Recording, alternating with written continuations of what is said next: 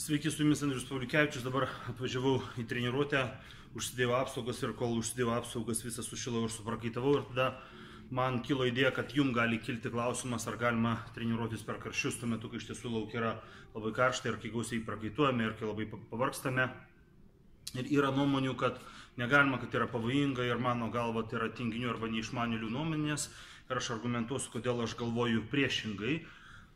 Vienas dalykas, kad viena iš pačių sunkiausių sporto šakų yra galiūnų sportas, o galiūnų varžybos paprastai vyksta vasarą ir paprastai vyksta tada, kai yra labai karšta. Ir kas dėl to atsitinka?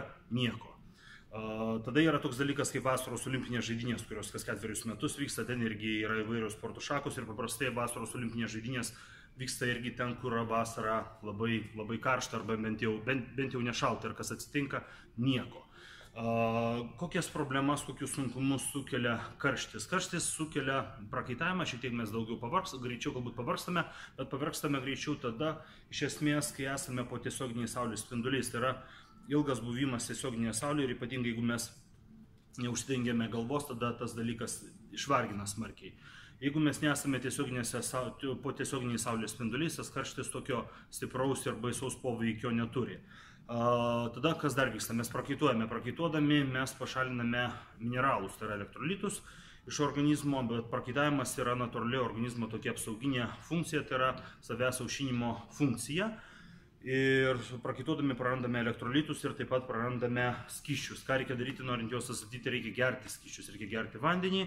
Ir tokiais atvejais galima gerti ir mineralinį vandenį, kadangi jisai turi druskų ir kitų mineralų, ir taip pat galima papildomai vartoti elektrolitus arba mineralus, paprastai kalbant, kas yra visiškai nebrangus dalykas. Taip pat tuo metu galima vartoti daugiau druskos. Druska tokiu atveju nėra priešas, jeigu jūs neturite per aukšto kraujo spaudimo, nes jeigu turite per aukštą kraujo spaudimą, per gausus druskos vartojimas jį gali dar šiek tiek pakelti. Bet ką daro druska? Druska organizme užlaiko magnį ir neleidžia jums patirti arba netaip smarkiai patirti raumenų mėšlungį ir raumenų susitraukimus. Tai va iš tiesų visi tie tokie pavojai, kuriuos karštis neva tai sukelia, jie yra labai lengvai išsprendžiami.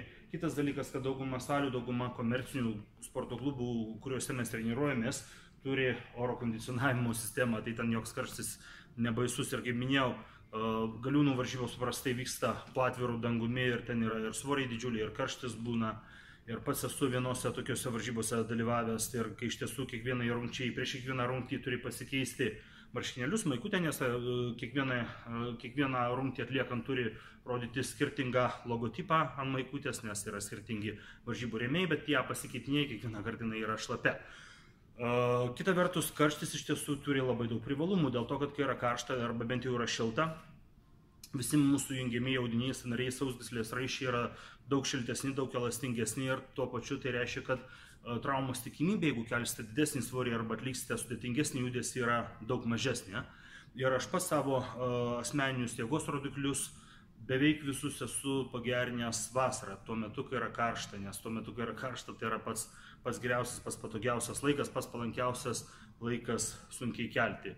Tai karščio nereikia bijoti, karščio reikia džiaugtis, juolab, kad jis pas mus per ilgai ir neužsibūna.